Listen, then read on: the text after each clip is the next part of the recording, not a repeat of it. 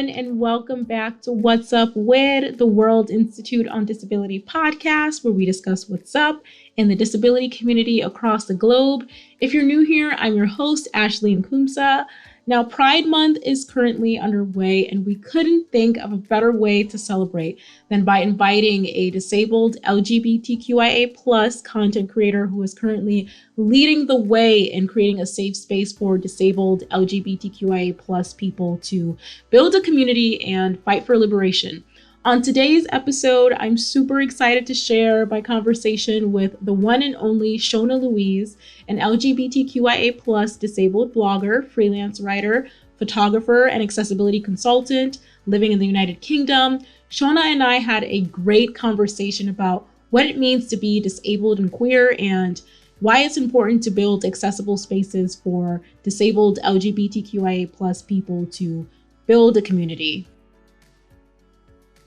Thank you so much, Shona, for joining me for today's episode of our podcast to discuss the LGBTQIA plus and disability intersectionality.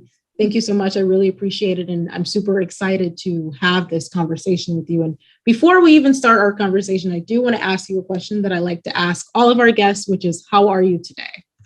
I am doing really good. Yeah, I've been to the cinema today and had a little bit of a refresh and a bit of a me day. So yeah, I am very ready to get back into life and work after a little break. That's wonderful. What movie did you see? So I saw the new Doctor Strange film. Oh, how was it? Was it good? It was really good, but it was very complex. Like they published a list of films and TV shows they recommended you watch before watching the film. Oh my God. Yeah, and you definitely needed to watch them all. I see. Wow, that's a lot, but definitely much needed escapism. Can you tell us about your experiences living with Marfan syndrome and how that led to your activism? Yeah, so Marfan syndrome is a genetic condition. So I've had it all of my life. And it kind of affects the connective tissues in your body, which is kind of like the glue that holds everything together. So it affects your bones and your heart and your eyes. And kind of there's a list of kind of secondary conditions that it can cause. So kind of everyone is affected differently. And my mum has the condition as well. And we are affected like so massively differently in our experience of it. So I was diagnosed essentially at birth. So I've known I've had it all my life. I've never really known any different, which I think has helped me a lot, really. I've never had to kind of have that big kind of adjustment to a massive life change. If you have, like an overnight disability kind of thing, I've had my whole life to kind of get used to the idea of disability, and kind of the progression has been quite slow at first. So kind of I had that space to kind of adjust and to cope with it. But my kind of health started going downhill more as a teenager. So I was about 14 when I started getting some more kind of severe problems with my spine. And it was when this happened that I kind of felt a little bit isolated at school, really. As a teenager, none of us have any idea what's going on with our lives. So kind of understanding, a lifelong condition and things like that is quite a big thing to get your head around. So, not that I blame them, but friends were not as supportive as, perhaps would have been nice to have. And so I felt quite isolated. And that's when kind of the YouTube scene really kind of exploded in the UK. It was about that time that kind of like people like Zoella were like starting to make videos and things. And so I kind of fell into that. And I started off by beauty blogging because it was kind of the first community I found myself in, really. And so that's where I kind of started. But when I had my first major surgery, which was a spinal fusion surgery in 2013, I had all of these questions about the surgery, things like, what's it like to have a catheter, and like questions that you just couldn't really find the answer to online, and doctors and, staff were not always the most forthcoming with those kind of answers. And so I decided that I'd keep a diary of the surgery, of my stay in hospital, kind of share everything. And then I would publish that on my blog. And that's kind of where it started, really, because I just got a tidal wave of like messages and emails from people saying, thank you, I'm about to have the same surgery and I had no idea what to expect. So from kind of writing that, I realized, okay, there's actually something quite big in sharing your experiences and talking about these things online. And so from then on, I was kind of more disability centered, and kind of over the years, I've kind of moved away from talking more about my personal health and kind of more activism and educating people about disability and things like that, which has just been the most incredible experience, even now, years on, getting to inform someone and educate them and have them, change their opinion completely, is just massive. And it's kind of those little conversations, I guess, that kind of move us along step by step. Yes, absolutely. And I will say definitely this digital age that we live in is certainly a double-edged sword. But the idea that although it comes with so many downs, there's so many ups with social media and digital platforms as a whole, that you were able to build a whole community and find people who were going through the same things that you were going through and being able to relate and just give them a platform to express their questions, feelings, all of the above. So really awesome that you established this platform for the disability community to all come together and share lived experiences. So that's just wonderful. And as a queer disabled person, can you share how those two identities intersect with one another and how you use that, kind of in your activism? Yeah, massively. I think it's only really been in the past year or two that I've realized just how much they do intersect with each other. I think for a long time I saw them as quite separate identities, and there wasn't really any interaction. But kind of through social media and talking to other people, I've started to realize that actually they cross over a lot, and they, interact with each other a lot, and kind of people's perceptions of me and assumptions that are made are often based on both identities rather than just one. So things like if I'm out with my partner, people assuming that they are my carer, or they are my sibling. So you've kind of got two things at play there. That one, I couldn't possibly be in love because I'm disabled, and two, my partner is non-binary, and I'm a woman, and we couldn't possibly be together. We must be related. And so you've got both kind of things at play there, doubly being kind of discriminated against, and kind of misconceptions and assumptions made, especially kind of people making assumptions about my sex life, from like a medical standpoint, being a physically disabled woman, and then also from the kind of the queer standpoint of people, just not understanding it, or disagreeing with it as well. And kind of with both at play, you kind of feel like doubly erased from society. I feel invisible because I'm disabled, and then I often feel like my relationship is invisible because we are queer, and that especially queer relationships with disabled people is just not seen in the media anywhere, really. There is next to no representation of that kind of thing, even though these are two identities that intersect so much. And anyone can become disabled at any time, and it's one group of people that has every minority, and there is every type of representation within the disability community, which I think is just such a beautiful thing. But it's something that really isn't talked about as much as it should be. And kind of, I've often felt like as a disabled person, I kind of have to hide my other identities a little bit, or like that should be the one that I have to push forward the most. That should be like the number one thing that I should be fighting for. But you can fight for two things at the same time. You can fight for, loads of things at the same time. I don't feel like anyone should need to kind of hide one side of themselves in a community because they feel like they're a bad activist, or they're not always fighting as hard as they should be because they have other kind of intersections to fight for as well. Yeah, and it's something that I've said before on past episodes of the podcast is, for some reason, we see all of our social justice movements as being separate, like the LGBTQIA plus social justice movements and racial justice movements, women's rights. We see them as separate issues, but there is quite a lot of overlap. And it's like when you fight for one, you're fighting for the other, and we all desperately need cross movement solidarity for this reason, because all of our issues are in fact overlapping each other at every moment and every day. And I don't know why there's so much pressure to have to choose one identity over the other. I don't know where that comes from, but it's really important that we mobilize together because our issues overlap each other. Absolutely. And it's why I've never understood, especially why the LGBTQ plus community don't fight harder for accessibility, or, any minorities' rights, because, people always say, well, LGBTQ plus people know what it's like, they've been through it. And yet we still are not kind of being fought for in the way that you should be. We have a whole community of diverse people who understand what it's like to be invisible, to be ignored, to be discriminated against, and yet we are not as quick as we should be to stand up for everyone else's rights. It's kind of, like you say, it's all separate movements when it's absolutely not. It's all one bigger kind of human rights movement, really.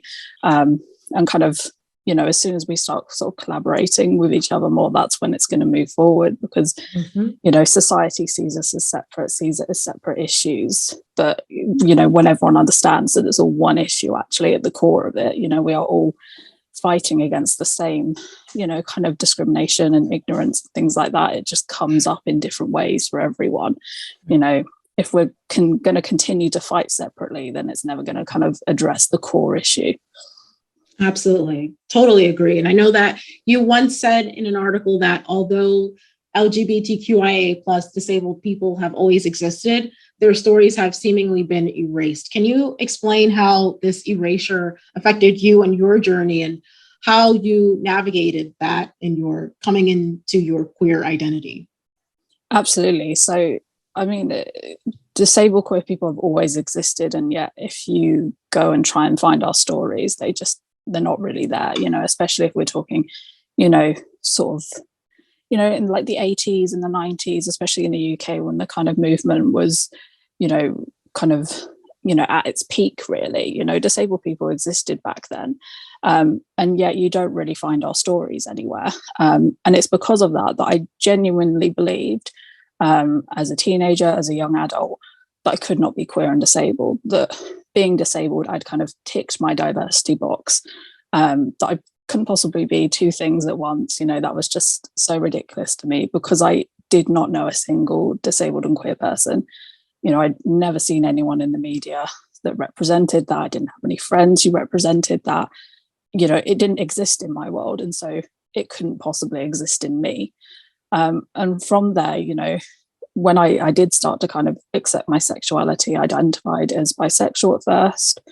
And again, that's because I didn't really have much representation. So I thought, well, it's not an option not to like men. I'm a woman, so I must like men. So bisexuality kind of fits. And, later down the line, I realized that actually, no, I was definitely a lesbian. And, all my relationships with men, did not work out. But because I didn't see that representation, I had no idea it was even possible. And that's kind of the problem, really. It's not seeing yourself represented, not seeing kind of this massive array of diversity that we have in our communities. If people can't see that, then they're going to believe it doesn't exist, because I did, sort of talking 10 years ago now. But even now, especially disabled queer representation, it really hasn't come on that far unless you're kind of, where to look for it, because it's tucked away in a corner. It's not out there on front covers and, on our TV screens for us to see, because again, you kind of get put in a box of just one minority. If we hire a disabled actor to be in a film or a TV show, well, then they've ticked their box. They couldn't possibly be queer, they couldn't possibly be Black as well. Kind of, we've done our job there. And it's kind of that lack of representation that makes people believe that they couldn't, be more than one thing, and that, disabled queer people don't exist, which is ridiculous, because, if you look in the right places on social media, we are so there, we are everywhere, we are shouting as loud as we possibly can. But trying to break through into that mainstream when so many people don't even believe we exist is really quite difficult. When you see it, you can be it, so it's really important that is something that is changed. And on that subject, accessibility is something that is really similar to a point of like disabled people are constantly jumping through hoops to fit into a society that's not built for them, when it really should be the other way around. Society should be built for disabled people. how do accessibility barriers within the LGBTQ plus community, such as physically inaccessible clubs, bars, things like that, flashing lights, loud music in bars, how does that lead to disabled LGBTQ plus people feeling like they're missing out on the opportunity to build relationships and communities with one another? Yeah, so this kind of feeds into the whole not being able to see yourself represented, because I couldn't physically access these communities. Social media was the only way that I could see that representation. But if, these clubs and bars and, events and things like that had been more accessible and I had access to them, then, perhaps I would have had my epiphany a little bit sooner. But it makes you feel really unwelcome. And I live just outside of London in the UK. And, because of our history and things like that, a lot of the clubs are underground and they're inaccessible and it's kind of stairs access only. I've never been to, a queer club, a bar, anything like that. I think I can name about 2 venues in London that I can access as a wheelchair user.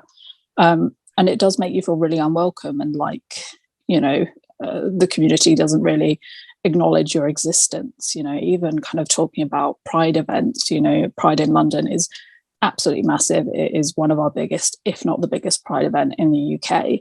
But my experiences there haven't always been good. I remember one year I went with my partner and they had these kind of accessibility wardens who were meant to be helping out and guiding people. And all of the curbs had been blocked by barriers. So all of the drop curbs, I think call them like cutouts, had all been blocked. And so we asked some of these wardens, would you be able to move the barriers out of the way? And they kind of just shrugged their shoulders and, didn't do anything. So then my partner had to then move all the barriers out of the way themselves, just so I could get to the barriers to watch the parade, even something as simple as that, an outdoor event. Accessibility for that should be quite simple, it should be quite easy, and yet it's little things and people not realizing and people not listening and acknowledging things that turns into inaccessibility. And it only takes one bad experience for you to go, okay, I don't feel particularly welcome here, my kind of basic needs and rights aren't being met really. And yeah, it's just not a nice feeling. I think people think that the LGBTQ plus community is incredibly welcoming and inviting, and in some ways it absolutely is. But in other ways it's not. I think it tailors and caters itself to quite a narrow particular group of people, and anyone who doesn't sit outside that, will occasionally be acknowledged and, we're invited, but, we can't get in the building, or when we get there, we can't see anyone else who looks like us, so we don't feel particularly welcome there. It's all of these little things that kind of add up to you feeling like I shouldn't be in this room. Kind of, even if you can kind of get there, if you get there and you're the only person who looks like you, it is really alienating. And, no one wants to feel like a diversity tick box or anything like that, but it often kind of does feel that way.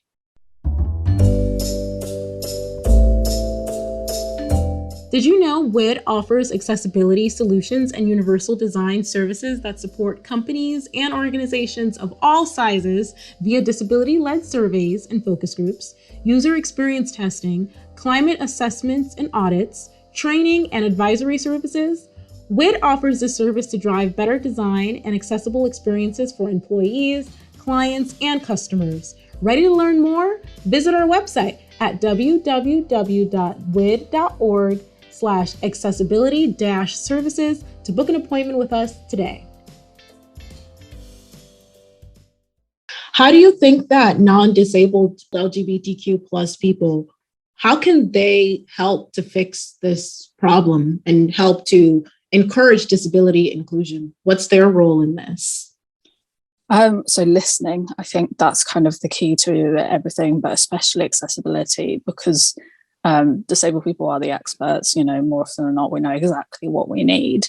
So we just need people to listen to us and then, kind of stand up for us as well, because if we're not in the room, we're relying on the people in the room standing up for our rights and to mention, hey, is this accessible? Or, what can we be doing to make this more inclusive for deaf people, visually impaired people, wheelchair users. If there's no one in the room who's, saying that, then accessibility is going to be completely missed off, and it's going to be an afterthought. We are relying on complete strangers who don't share our experience to push, our kind of agenda and, push what we need. And kind of right now we can't rely on that. And we really need people to listen to us, to make space for us. I think I work in the theatre industry a lot, and accessibility there is often kind of an afterthought. It's a box ticking thing.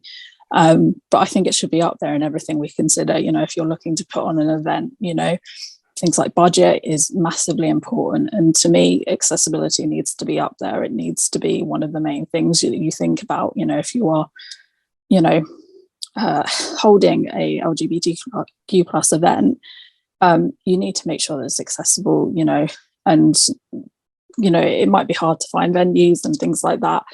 But if we keep using the same excuses and no one kind of makes that extra effort to do better and to lead the charge, then nothing will change, and we'll still be sat here in sort of 10, 20 years having the same conversations.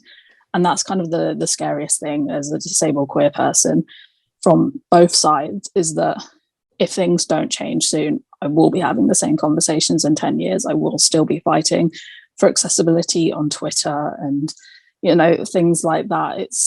Change is happening so slowly now.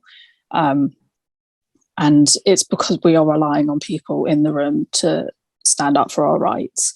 And currently we can't rely on people for that. And,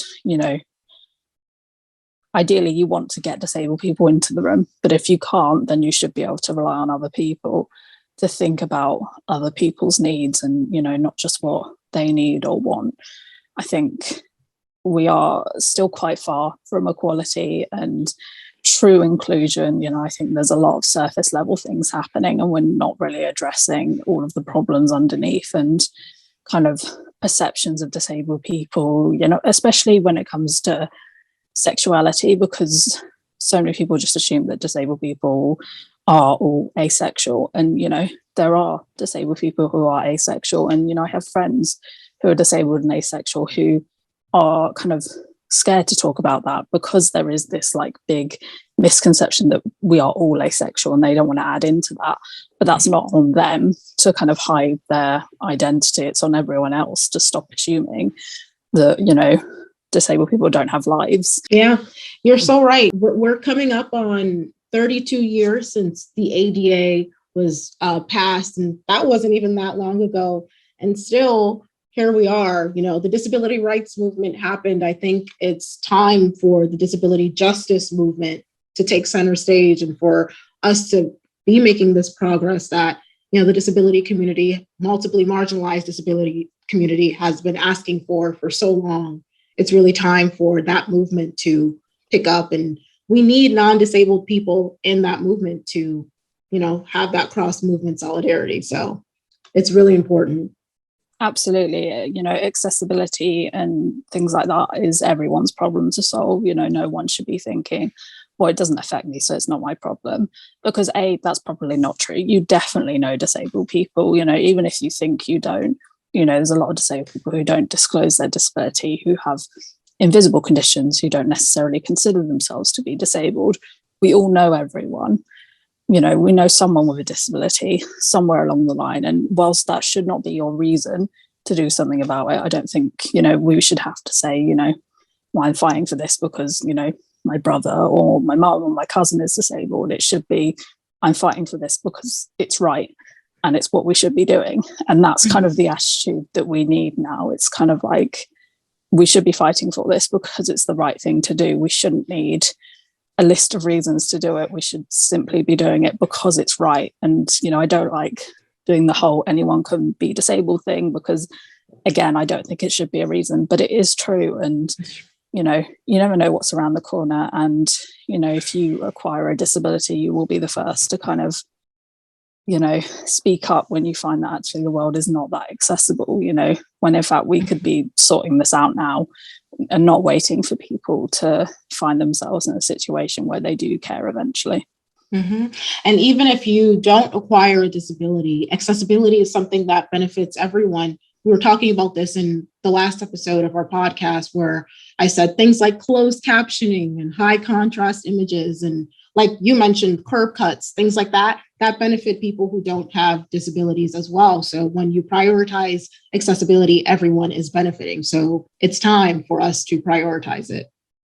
Absolutely. I think I saw a graphic once of a set of stairs and a ramp that's got snow on it, and they'd started clearing the stairs first, and the caption of it, well, if you did the ramp, everyone can use the ramp. And it's that kind of mentality that it does benefit everyone. And accessibility isn't just ramps and elevators and things like that. It is so much more. And I guarantee you that every day of our lives there is some kind of link with accessibility with something that we're doing. Like you say, with captions, so many of us watch things on our phones now with captions on, and that would not exist if it weren't for the deaf community fighting for that. Mm-hmm, absolutely.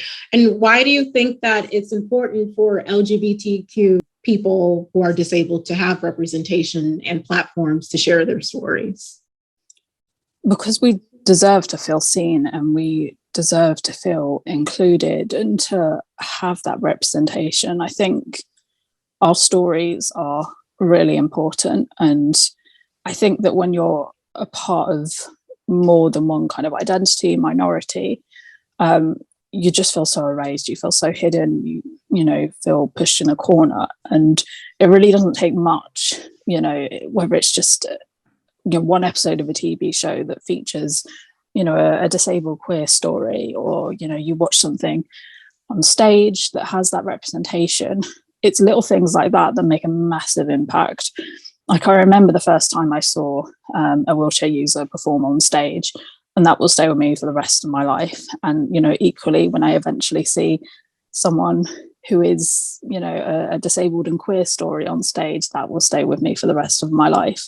But as of yet, that intersection hasn't met yet, and that's kind of the difference. I can say I've seen queer stories that represent me, and I've seen disabled stories that represent me, but I've never seen anything that represents me as a whole.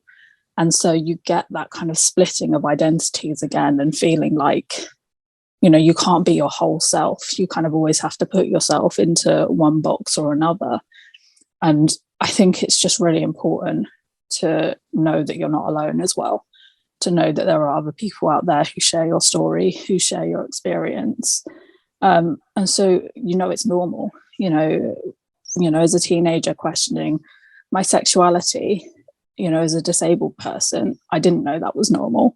I felt like the only person in the world who was dealing with that. But if I'd seen a story that represented that, it would have made such a massive difference. And it makes me sad that, there will be, young people out there now who are disabled and queer, and they're still not seeing that representation, and they're still going to struggle with the same issues. It feels like it's not improving quick enough, really. But it is so important. And kind of, I think, a quick look on social media, after there's been some kind of positive representation, will show you exactly how important it is and how much it means to people. At the moment, with Heartstopper coming out on Netflix, I don't know how big it is in the US, but it's quite big in the UK. Queer representation, and the kind of response across social media has been incredible, and it's been so lovely to see. But it does kind of make you go, I'm waiting for that moment. Like, I want to have that same moment as everyone else. And hopefully we won't be waiting too much longer. Mm-hmm. Yeah. And what advice would you give to queer disabled people who are feeling, kind of pushed in a corner, as you said, and they are looking to mobilize and build community with other queer disabled people based on their shared experiences? What advice would you give to them? Where should they start in that? Oh, social media for sure. I think that has not changed from when I was a young person to where I am now. Social media is still where I have those communities.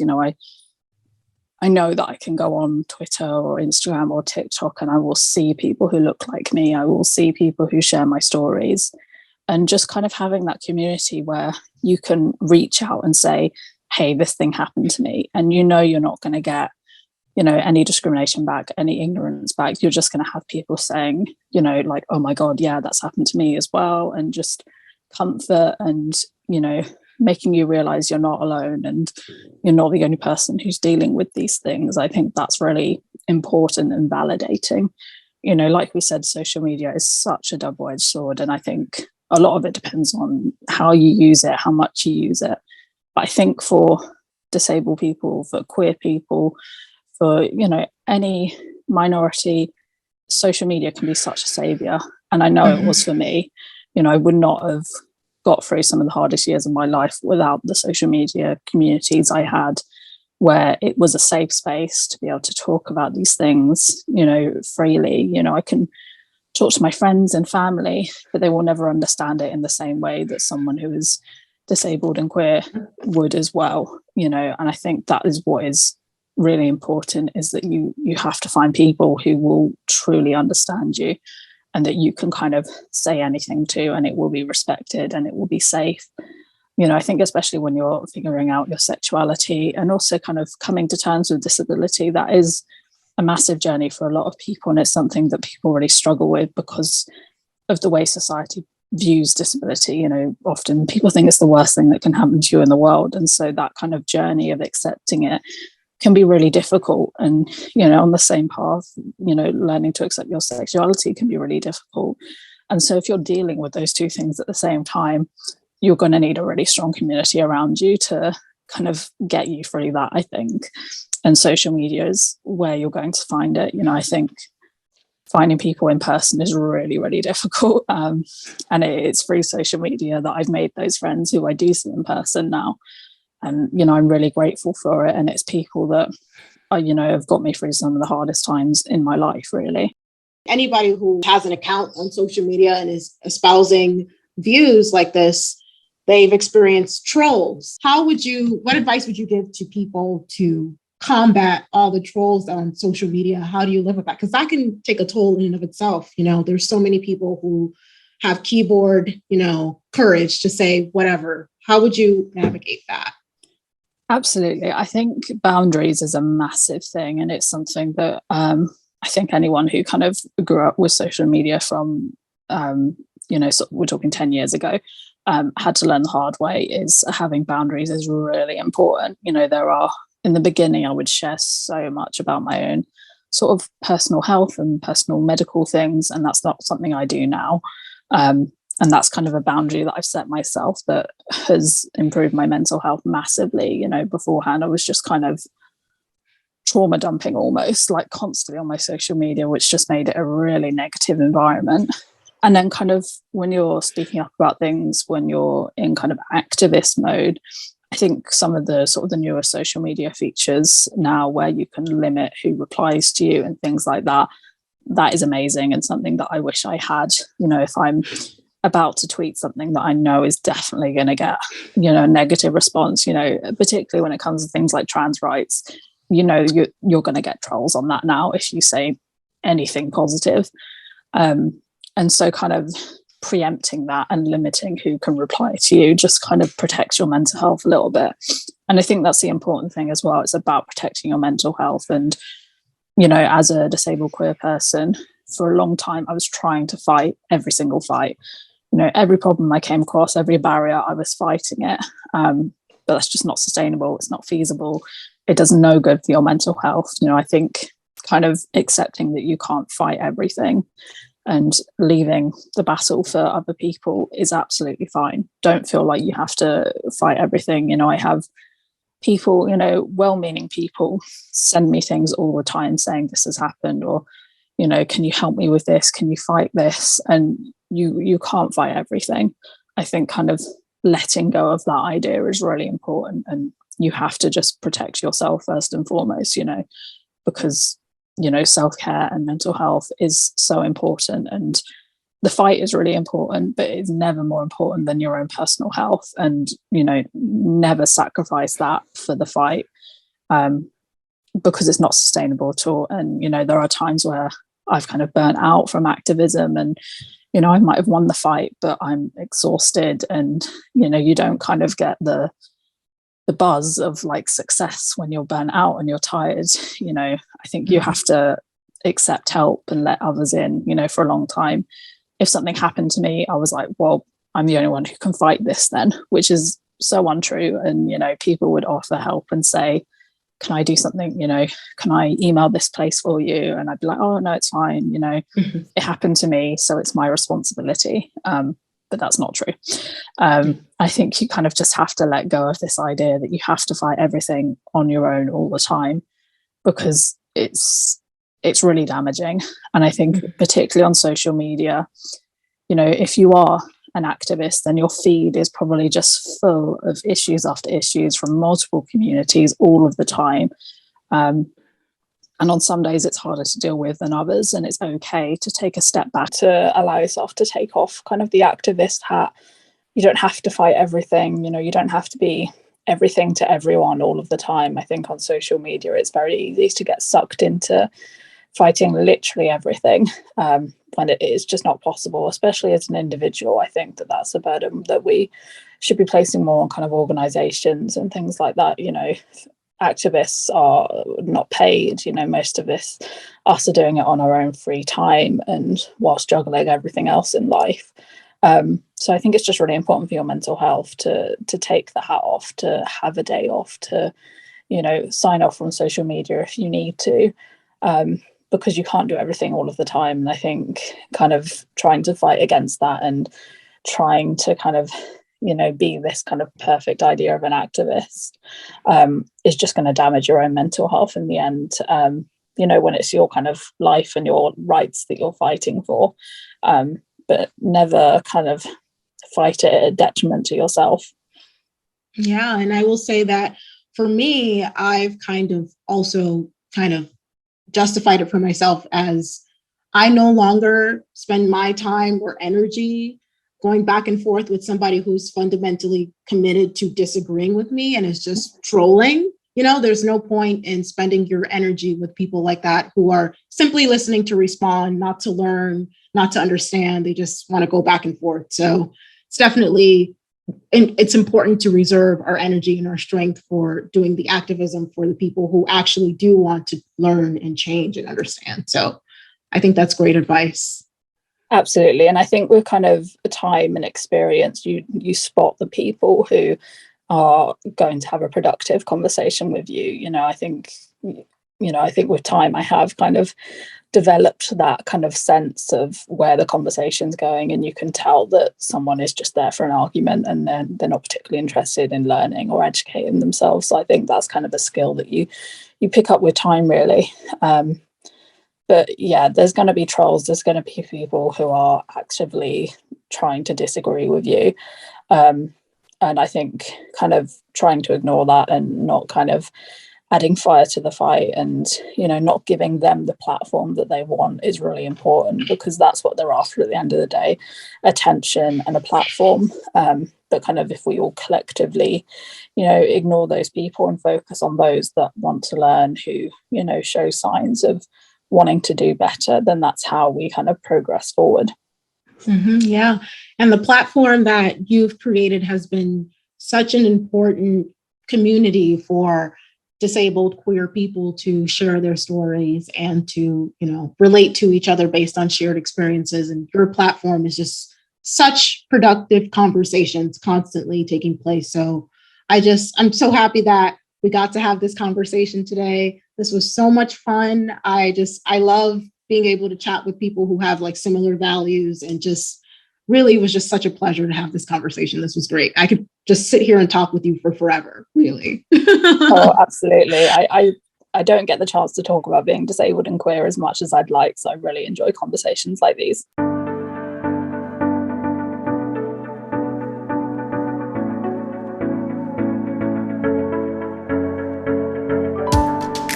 Thank you once again to Shona for joining me to share her experiences about the intersectionality of being disabled and a part of the LGBTQIA+ community.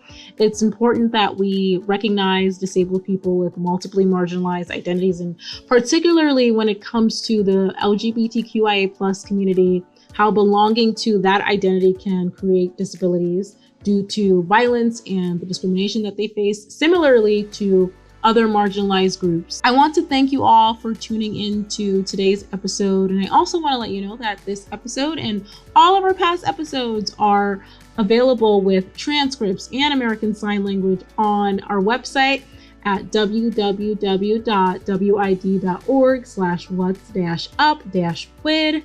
So thank you all once again for tuning into today's episode, and I can't wait to have you back again for our next episode.